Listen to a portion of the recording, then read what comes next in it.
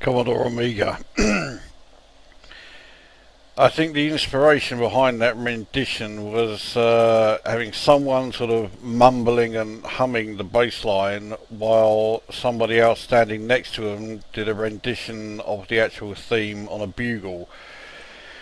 Anyway, hello and welcome to the next Lukozer retro game review video, and you surely do not need me to point out to you by now that this is Star Wars, which was released by Domark in 1987 and is a conversion of the Atari coin-op game. Now, I've already reviewed the Commodore 64 version of this, and when you consider the limitations of the Commodore 64 when it comes to doing vector graphics, they didn't do too bad a job. And then when you throw in the fact that it's a Domark game, I mean... But, well, if the music didn't already give you an idea of just how unreal this fucking Amiga version is, you also get a sense of how professional a job they've done with the instructions here, particularly at point 3. Aim your lasers with cursor to explode M-Empire TIE fighters. Why didn't they just put Empire all on the second line and actually make it look half decent instead of this fucking... It just looks shit. It looks so, like, cheaply done. For fuck's sake. So, anyway, let's get a game underway. Red 5 standing by. Now, there are quite a few samples from the film, so we'll start. You'll notice that straight away the sound effects are quite different to the arcade coin-op game, because they have also been lifted straight from the film, like the speech. Unfortunately, the speech has not been taken from the film very well, because although, you know, rather than you know, do a professional job and just take the dialogue, they've lifted the sections straight from just like a video or something, because you can frequently hear the music from the film soundtrack either start to play or has just finished playing or something. Sometimes you can destroy those. Look at the size of that thing. As they're flying away. So there you go. You could, and so you heard Obi-Wan saying use the Force. You could just hear the start of the music as the clip ended.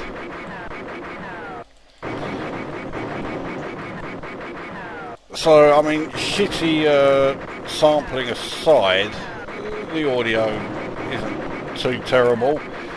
It just doesn't seem right though, because this is, say, a conversion of the arcade coin-op game, not like, you know, based on out and out based on the film. It's based on the arcade coin-op game, which of course itself is based on the film, but you know what I mean. It's not an original game. Great shot, kid. That was 1 in a million. And again there, you heard the music starting, but then the samples stopped. It sounds shit. So anyway, I've blown up the Death Star, and here we are back onto phase 2. Stage 2 or wave 2, whatever you want to fucking call it. Now this one, when it comes to destroying the Death Star, I can't believe I haven't explained it, surely you know. You're flying across the surface, destroying the turrets before you fly through the trench. I mean, Darth Vader's TIE Fighter is taking quite a fucking pummeling here. The obvious advantage that this game has over the Commodore 64 version is that I'm able to use the mouse. The size of that thing.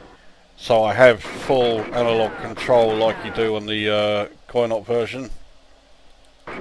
Obviously that really wasn't an option on the Commodore 64 version, but nevertheless the Commodore 64 version was not bad.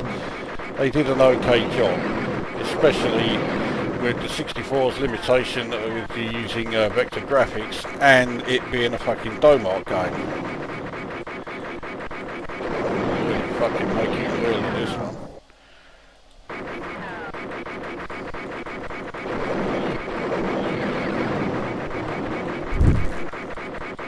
Fucking hell. Can't believe I got a fucking hit on this stage. That's it, so now into the trench.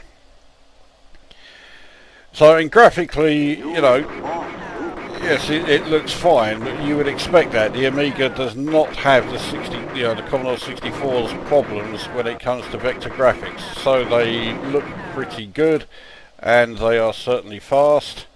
So yeah, they've done a decent job. Audio, the sound effects are okay, but I mean they sound so different to the arcade original that they are quite divisive. You either love them or you hate them. With that said, I'm neither here nor there. I think they're okay, but I don't think they're fantastic.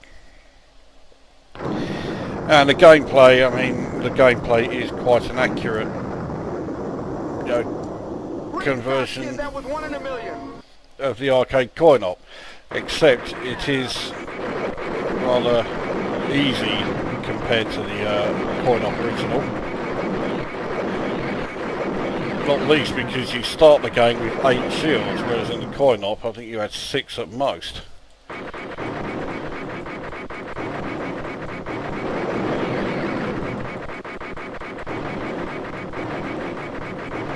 So half decent graphics, reasonable sound, a fucking appalling rendition of the theme tune, and the gameplay is there, you know, it's alright. But rather like the arcade coin-op, the gameplay does ultimately get rather repetitive. And here I am on the 3rd wave, I'm already bored. Look at the size of that thing. And we now have the yellow towers as well as the turrets.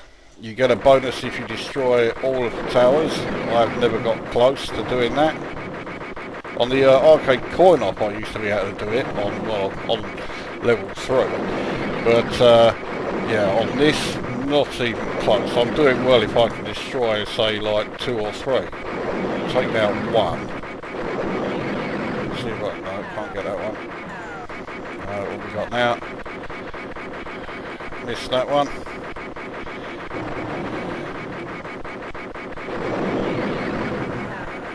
No, missed that one. Okay, so I've got 2, and I've just taken a fucking hit. Okay, now I thought I'd take that fireball out. Well, that's about as good as I'm going to do. There you go, so I hit 2 of them. So, back into the trench. And here, as you may have noticed in the particularly in the second wave, I tend to avoid the fireballs rather than trying to actually shoot them. There's no audio at all when the fireballs are actually shot, which I think is a bit crap. Almost as crap as my flying through there. Actually, when I say a bit crap, it's exceptionally crap. We need some fucking audio when they're when the fireballs are being fired. You're all clear, kid. Now let's blow this thing and go home. Right.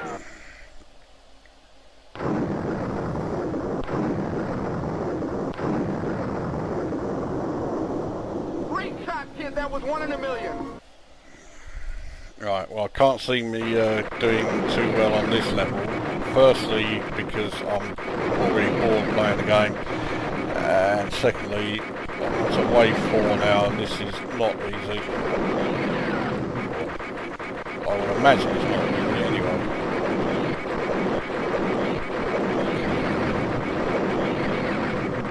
I still haven't scored enough to get on the high score sheet, which is a bit pants. And my game playing is usually a bit pants, so what do you expect?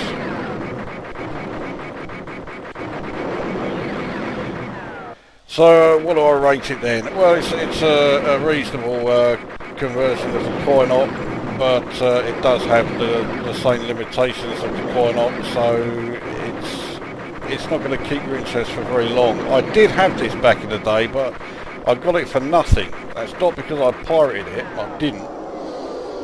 I got it for that reason. And also, it came free on. There was a disc on a front of some magazine. I can't remember what magazine it was. And yeah, you got Star Wars for free, which I was quite surprised by. So yeah, I nabbed it because I was one of the very few who had an Amiga but didn't have this game at the time. So yeah, was quite okay with that. That's 2 towers gone. How many? Oh fucking hell, I've got 3. And now 4. So this is the most towers I've taken out for fuck knows how long. So I've now just flown into one, so I'm almost dead. I've got 1 shield left.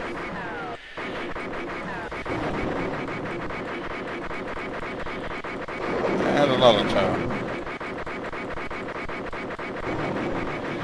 I think that's going to be my lot though. There we go.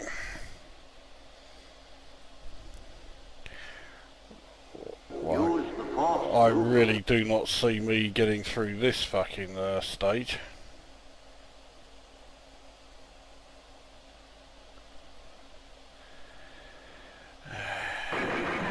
Oh, fucking bollocks. Oh, there we go. Right, well, that's game over. I'm not all that sorry about that, actually. I say I was getting bored with it by the time I started level 3, let alone now, the trench of level 4. So that is the Amiga conversion then of Star Wars from Domark. I score it 6.5 out of 10. That brings this review to an end, and we'll see you in the next one, which will be the 100th Amiga game I've reviewed. Oh joy.